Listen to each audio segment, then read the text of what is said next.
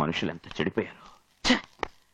9 నెలలు మోసి కని పెంచిన తల్లికి పట్టడన్నం పెట్టడానికి ఏడుస్తున్నారు. నాకొచ్చిన కోపానికి ఆ 3 కొడుకుల్ని చంపేద్దాం అనుకున్నాను. కానీ ఏం చేయను? ఇదిగో ఈ స్థానంలో కూర్చున్నాను. ఎవరికైనా అన్యాయం చేయొచ్చు, కానీ తల్లికి అన్యాయం చేయడానికి మనసులా వస్తుంది. నీ పొద్దున్నే లేచి దేవుడికి నమస్కారం చేయను, నా తల్లికి నమస్కరిస్తాను. నా తల్లి నాకు దేవత. నాగలక్ష్మి, నేను చాలా అదృష్టవంతుణ్ణి. మా అమ్మ చూపించే ప్రేమ ఈ ప్రపంచంలో నాకెవ్వరూ చూపించలేరు. అమ్మ మమకారానికి నేను దాసుణ్ణి. మీ అమ్మగారి మీద మీకెంత ప్రేమ ఉంది? ఆవిడ కోరిక మనం నెరవేర్చట్లేదు. ఏమంటున్నా? నాకే అర్థం కాలేదు.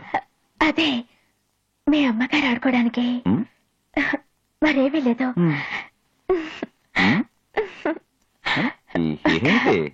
ఒక మొత్తలో మనవాడు కావాలట. ఊరి విషయాలు ఆలోచిస్తూ నీ విషయం మర్చిపోయాను. గుడికి వెళ్ళొచ్చిన తర్వాత ఇంట్లో ఉన్న దేవుణ్ణి కాదని గుళ్ళో ఉన్న దేవుడి కోరికలు తీరుస్తానంటావు. ఈ పతి దేవుడి ముచ్చట తీరిస్తేనే నీకు కువా కువా కలిగేది. నిజమేనండి, నేనే మర్చిపోయాను. మంచి భర్త దొరికితే వారితో కలిసి వచ్చి 101 కొబ్బరికాయలు కొడతానని ఆ తల్లికి మొక్కుకున్నాను. మిమ్మల్ని పెళ్లి చేసుకున్న తర్వాత ఆ దేవత నా తల్లి నాగమ్మనే మర్చిపోయాను. ఇవాళిద్దరం వెళ్ళి ఆ మొక్కు తెచ్చుకొద్దామండి. ఏమండి? అమ్మగారు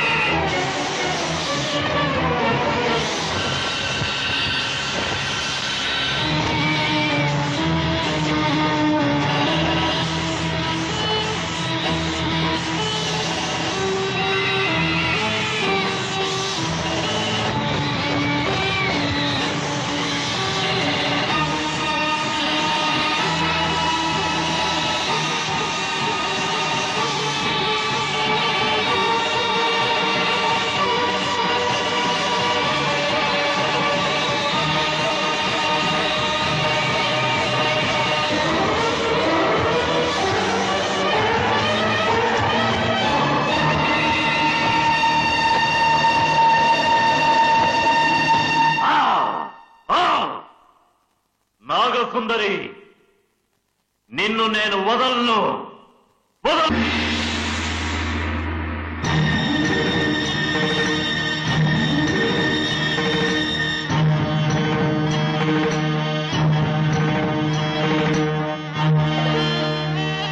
నాగలక్ష్మి, నాగలక్ష్మి,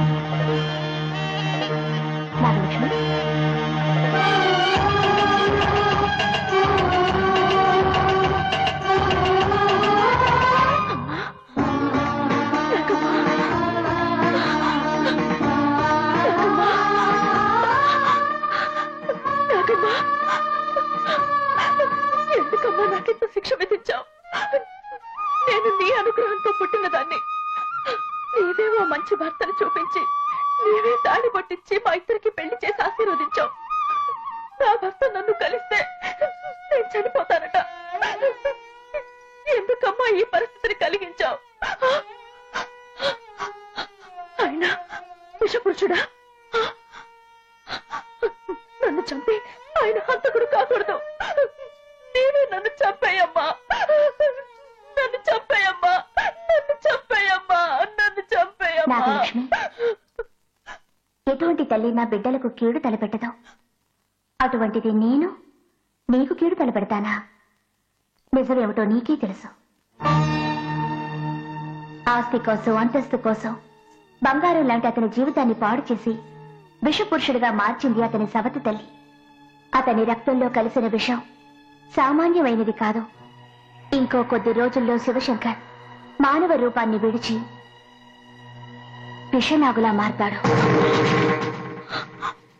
ఎంతో మందిని ఎన్నో విధాల కరుణించిన దానివి, ఎన్నో ఇక్కట్లు తొలగించిన దానివి. అటువంటి దానివి నా భర్తను తిరిగి మనిషిని చేయలేవా?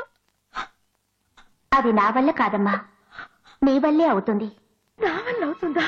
అవును నాగలక్ష్మి. శివశంకర్ ఒంట్లో ఉన్న విషాన్ని తొలగించే శక్తి నాగలోకం విడిచి భూలోకానికి వచ్చిన నాకు లేదమ్మా. త్రిలోక పూజ్యుడైన పరమశివుని కంఠసీమలో ఉన్న శంకరాభరణ సర్పానికి ఆ శక్తి ఉంది. ఆయనే మా నాగజాతికి మూల పురుషుడు. ఆయన అనుగ్రహం పొందాలంటే 11 రోజులు పరమనిష్టలతో మనసా వాచా కర్మణా శ్రద్ధతో ఇరువురు కూడకుండా కఠిన బ్రహ్మచర్యంతో వ్రతాన్ని ఆరంభించాలి. ఇరువురిలో ఏ ఒక్కరూ కూడా నియమనిష్టల్ని తప్పకూడదు. అలా ఆచరిస్తేనే తన మనిషి అవకాశం ఉంది. శివశంకర్ వంశాన్ని పీడించే దుష్ట శక్తులు నీ వల్ల తొలగాలన్న కారణం చేతని నా భక్తురాలివైన నిన్ను ఆ ఇంటి కోడల్ని చేశాను. మా సేవకి అంకితమైన మీ వంశం నిర్వంశం కాకూడదు. మీ వంశానికి అండగా ఉండి ఆదుకుని నా రుణం తీర్చుకుంటాను. నీ వల్లే వంశం వృద్ధి చెందుతుంది.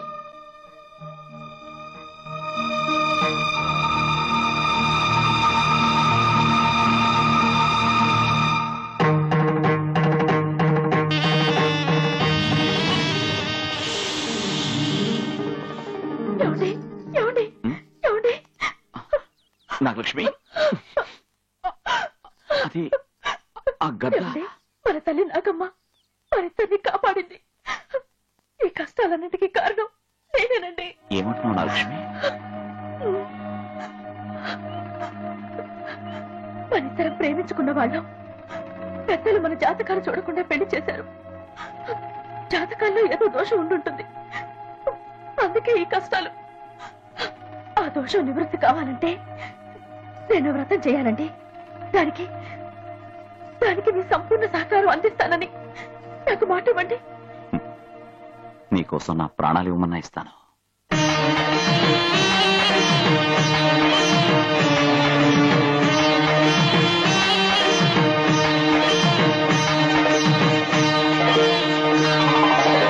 నాగలక్ష్మి, ఈ మధ్య మన ఇంట్లో అనుకోని సంఘటనలు ఎన్నో జరుగుతున్నాయి కదూ? ఏదో ఒక చెడు దృష్టి మన మీద పడిందని శివాలయంలో ఉన్న స్వామివారు అన్నారు. వ్రతం ఆచరిస్తే అంతా చక్కబడుతుందన్నారు. అందుకని నన్ను ఆశీర్వదించండి మావయ్య. అలాగే కానిమ్మా. ఈ వయసులో ఏమిటమ్మా ఇది? అయినా వ్రతం చేయాల్సిన అవసరం ఇప్పుడు నీకేమొచ్చిందని? నా కొడుకు నిన్ను ప్రేమించానని చెప్పగానే నా సొంత మేనకోడలున్నా దాన్ని కాదనుకుని నీతో పెళ్లి జరిపించింది. ఎందుకో తెలుసా? వాడి మనసు కష్టపెట్టకూడదని. అలాంటిది పెళ్ళైన 3 రోజులకే వాడికి దూరమై వాడి మనసుని గాయపరుస్తావా? ఏమే నేనింతగా వాగుతుంటే ఏమీ పట్టనట్టు చూస్తున్నావు? మీలాంటి తల్లిని ఇంతవరకు నేనెక్కడా చూడలేదు. తల్లి ప్రేమకి సరైన నిర్వచనం మీరే అంటే నమ్మండి.